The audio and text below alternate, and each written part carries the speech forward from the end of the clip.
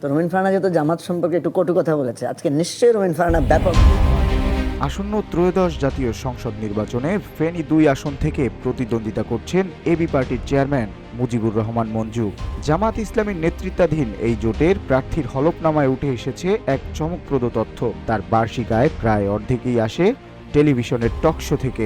এছাড়া নিজের কোনো গাড়ি না থাকলেও নির্বাচনী ব্যয়ের জন্য তিনি বড় অঙ্কের অনুদানের ওপর নির্ভরশীল।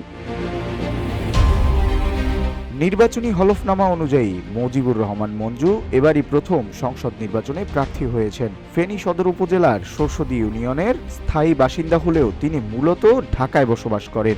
সমাজতত্ত্বে স্নাতকোত্তর করা এই রাজনীতিকের বিরুদ্ধে বর্তমানে কোনো ফৌজদারি মামলা নেই। মঞ্জুর বার্ষিক মোট আয় ১১,৮০,১৪০ টাকা। তবে নজর কেড়েছে তার আয়ের প্রধান খাতটি। বছরে ৫,৮০,০০০ টাকাই তিনি আয় করেন টেলিভিশনের টকশোতে অংশ নিয়ে, যা তার মোট আয়ের প্রায় অর্ধেক। বাকি আয়ের বড় অংশ আসে ব্যবসা থেকে, যার পরিমাণ প্রায় ৬ লাখ টাকা। হলফনামায় তিনি জানিয়েছেন তার ব্যক্তিগত কোনো গাড়ি নেই। স্থাবর সম্পদ হিসেবে গ্রামে ১০ লাখ টাকা মূল্যের ২৭ ডেসিমল অকৃষি জমি রয়েছে।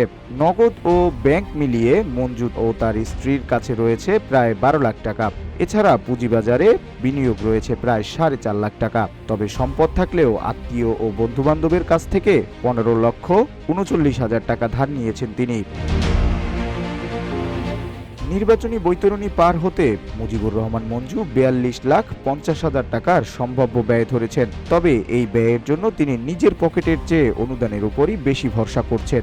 নিজের ৫ লাখ টাকার বাইরে ২০,৫০,০০০ টাকা আসবে আত্মীয়দের কাছ থেকে। এছাড়া দল এবং শুভাকাঙ্ক্ষীদের কাছ থেকে পাবেন আরও ১৭ লাখ টাকা। এক সময়ের ছাত্রনেতা এবং বর্তমানে পরিচিত এই টকশো ব্যক্তিত্বের নির্বাচনী লড়াই এখন ফেনীর সাধারণ মানুষের ভোটে কতটা প্রতিফলিত হয় সেটি এখন দেখার বিষয়। এস এম আমিনুল ইসলাম, রূপালী বাংলাদেশ।